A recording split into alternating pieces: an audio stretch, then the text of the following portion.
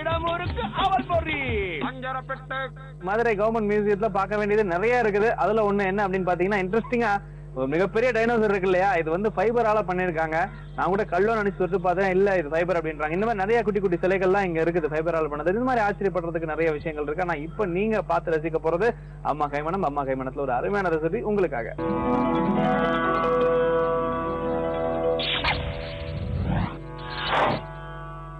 வணக்கம், நான் உங்க கீதா மாமி. இன்னைக்கு அம்மா கைமணத்துல உங்களுக்காக கேரளத்தின் தேங்காய் குழம்பு இது எப்படி செய்யறதுன்னு சொல்லி தரேன். அதுக்கு தேவையான பொருட்கள் என்னன்னு பார்க்கலாமா? முருங்கைக்காய், வெண்டைக்காய், தேங்காய், உளுத்தம்பருப்பு, மிளகாய், வெந்தயம், கடுகு, சமையல் எண்ணெய், தேங்காய் எண்ணெய், புளி கரைசல், உப்பு, தயிர், கறிவேப்பிலை, வேக வைத்த உருளைக்கிழங்கு. இப்போ எப்படி செய்யறதுன்னு நான் உங்களுக்கு சொல்லித்தரேன். ஃபர்ஸ்ட் அடுப்பை பற்ற வச்சுக்கோங்க. கேரளத்தின் தேங்காய் குழம்புனாலே முக்காவாசி அவங்க வந்து தேங்காய் நிறைய யூஸ் பண்ணி அவங்க பண்ணுவாங்க. இப்போ நம்மளும் அது போல தான் நம்ம செய்ய போறோம். இப்போ வந்து காய்கறி முருங்கைக்காய், வெண்டைக்காய், உருளைக்கிழங்கு எல்லாத்தையும் போட்டு நம்ம வதக்க போறோம். இப்போ வாணலி நல்லா காஞ்சிருக்கு. நம்ம இப்போ இதுல எண்ணெய் ஒரு 2 ஸ்பூன் விட்டுக்கிறோம். விட்டுட்டு உளுத்தம் பருப்பு,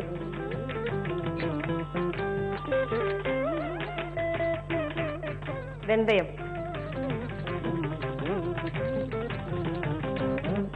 மிளகாய் வந்து காரத்துக்கு ஏற்ற மாதிரி அவங்கவுங்களுக்கு காரம் ஏற்ற மாதிரி நீங்க போட்டுக்கோங்க. இப்போ நான் வந்து ஒரு 3 மிளகா போடுறேன். 3-4 மிளகா போட்டிருக்கேன். இதை நல்லா கொஞ்சம் செவக்க வறுத்துக்கோங்க. நல்லா செவக்க வறுத்த உடனே நம்ம எடுத்து இதை தனியா எடுத்து வைக்க போறோம். இப்போ நல்ல இதுவாக இருக்கு. இதை ஒரு தட்டில் எடுத்து வச்சுக்கிறேன்.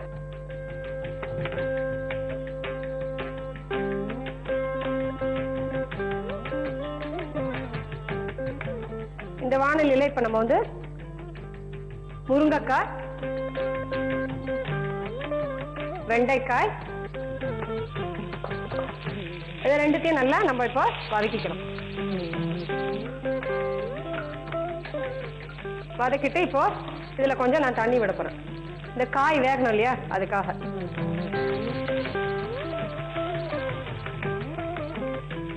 நல்லா இப்போ இது வேகட்டும். அதுக்குள்ள நம்ம உளுத்தம்பருப்பு, மிளகா, வெந்தயம் அதோட கூட நம்ம தேங்காய் சேர்த்து மிக்சியில நான் அரைக்க போறேன். இப்போ இதோட இந்த தேங்காய் அதையும் சேர்த்துக்கிறேன்.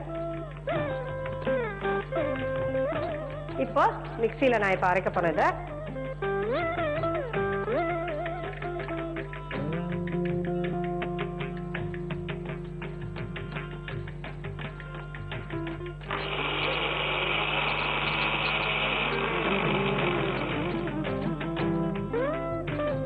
பாருங்க, நல்லா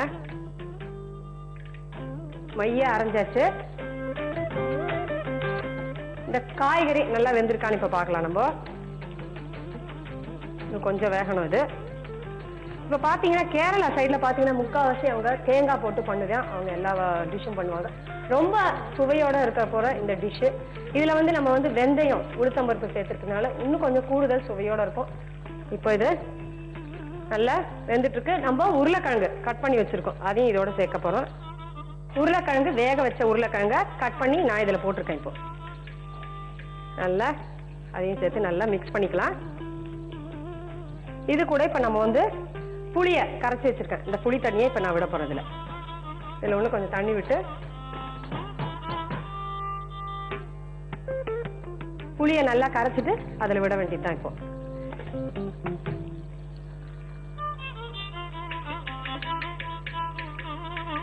இந்த புளியோட பச்சை வாசனையும் மெயினா போனதுல இப்ப இது நல்லா கொதிக்கட்டும். அதுக்குள்ள தயிர் வச்சிருக்கோம் இல்லையா, தயிரை நல்லா நம்ம கொஞ்சம் தண்ணி விட்டு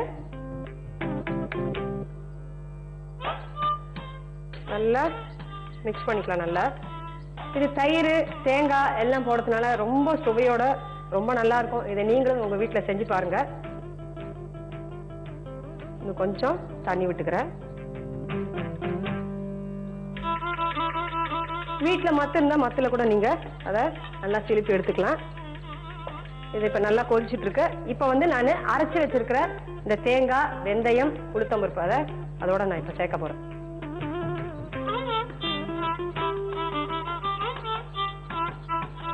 சேர்த்துட்டு இப்போ அதையும் நல்லா மிக்ஸ் பண்ணிக்கோங்க. பாருங்க எவ்வளோ கெட்டியா எப்படி இருக்கு பாருங்க. ரொம்ப அழகா அந்த புளியோட கரைசல் தண்ணியில நல்லா மிக்ஸ் ஆகி புளி காரம் எல்லாம் மிக்ஸ் ஆயிருக்கு. இப்போ நம்ம வந்து இதுல உப்பு கடைசியா தேவையான உப்பு நீங்க போட்டுக்கோங்க. இப்ப நல்லா கொதிச்சுட்டு இருக்கு. இதை வந்து நம்ம ஒரு பவுல்ல எடுத்து வைக்க போறோம். இப்ப அடுப்பை சின்னதாக்கிக்கலாம்.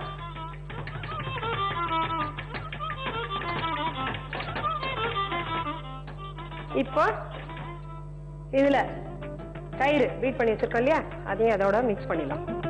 நல்லா கலந்த உடனே வாணலியில தேங்காய் எண்ணெய் அதை விட்டுட்டு கடுகு, இப்போ கடுகு திருமாரி நம்ம இந்த குழம்புல போட போறோம். நல்லா கடுகு வெடிச்சுட்டு இருக்கு. இதுல கொஞ்சம் கருவேப்பிலை, கேஸ் ஆஃப் பண்ணிக்கலாம். இதுல திருமாறினதை குழம்புல கொட்டிட்டோம்னா கேரளத்து தேங்காய் குழம்பு ரெடி ஆயிடுச்சு. இது எப்படி செய்யறது நான் திருப்பி உங்களுக்காக சொல்றேன். வாணலியில கொஞ்சம் எண்ணெய் விட்டுக்கோங்க. எண்ணெய் விட்டுட்டு உளுத்தம்பருப்பு, வெந்தயம், மிளகா இதை நல்லா வறுத்து தனியா எடுத்து வச்சுக்கோங்க. அதோட கொஞ்சம் தேங்காய், ஒரு கப்பு தேங்காவை நல்லா போட்டு மிக்சியில நல்லா மைய அரைச்சிக்கோங்க. அரைச்சி எடுத்து வச்சுக்கோங்க. அதே வாணலியில முருங்கைக்காய், வெண்டைக்காய் நல்லா வதக்கிக்கோங்க. நல்லா வதங்கினதுக்கு அப்புறம் வேக வச்ச உருளைக்கிழங்கு நல்லா கட் பண்ணி அதையும் போட்டு அதையும் நல்லா வதக்கிக்கோங்க. புளி தண்ணி அதை நல்லா கரைச்சி வச்சுட்டு புளி தண்ணியை அதில் விட்டு நல்லா புளியோட பச்சை வாசனை நல்லா போகணும். அரைச்சி வச்சிருக்க இந்த தேங்காயை அந்த குழம்பு தான்ல போட்டு நல்லா கலக்கி மிக்ஸ் பண்ண உடனே உப்பை போட்டு தனியா ஒரு பாத்திரத்துல கொட்டி எடுத்து வச்சுக்கோங்க. கப்ல மோர் வச்சிருக்கோம் நம்ம, அந்த மோரை கலந்து அதையும் அதிலே அந்த குழம்புலயே விட்டுடுங்க. விட்டதுக்கு அப்புறம் கடைசியா வாணலியில கொஞ்சம் தேங்காய் எண்ணெய் விட்டுட்டு கடுகு கருவேப்பிலை ரெண்டுத்தையும் நல்லா திருமாறி கொட்டிட்டீங்கன்னா கேரளத்து தேங்காய் குழம்பு ரெடி ஆயிடுச்சு. மீண்டும் நாளைக்கு வேற ஒரு ரெசிபியோட அம்மா கைமணத்துல உங்களை சந்திக்கிறேன். அதுவரை உங்களிடமிருந்து விடைபெறுவது உங்கள் கீதா.